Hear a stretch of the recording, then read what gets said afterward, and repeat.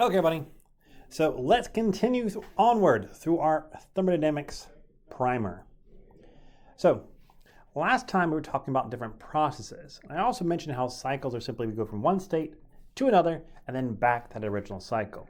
And eventually that's going to be really, really important. But now let's look at some other different ways we can have processes go. Because they don't always look like going from A to B.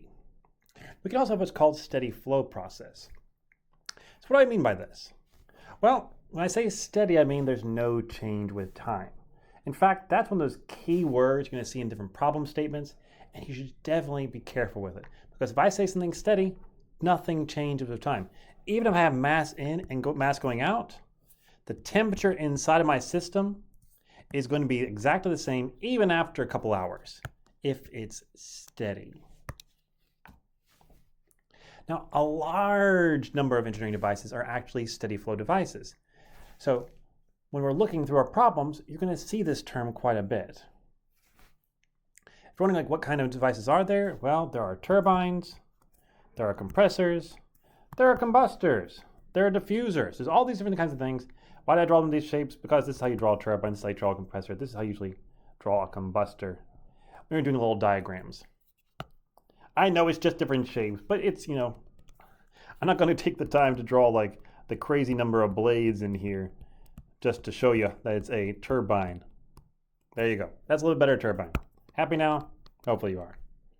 Okay, so what is a steady flow process? It's a process during which a fluid flows through a control volume steadily. So the amount of fluid flowing in and out is always the same, and the properties inside of the system are always the same.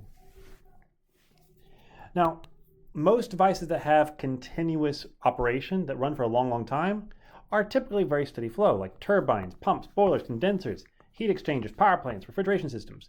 All of those rely on steady flow. Now, yes, technically your refrigerator turns on and then it turns off. And that turbine probably turns on and turns off too.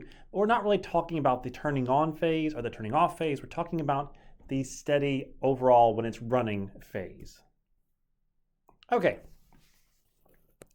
Other things we need to think about is that the mass of control volume is obviously constant. We talked about that, but the energy inside of your system is the same as well. If my temperature is not changing and my pressure is not changing inside of the system, if all of that is equal to a constant, it's supposed to be this constant symbol, there we go. Really struggling here with my writing.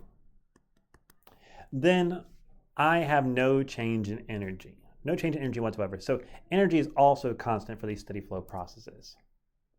Okay, we'll stop there for this time, and then we're going to play a little game. Name that term. It's a video. You don't have to play if you don't want to. You can always skip it if you wish. So see y'all next time. Bye-bye.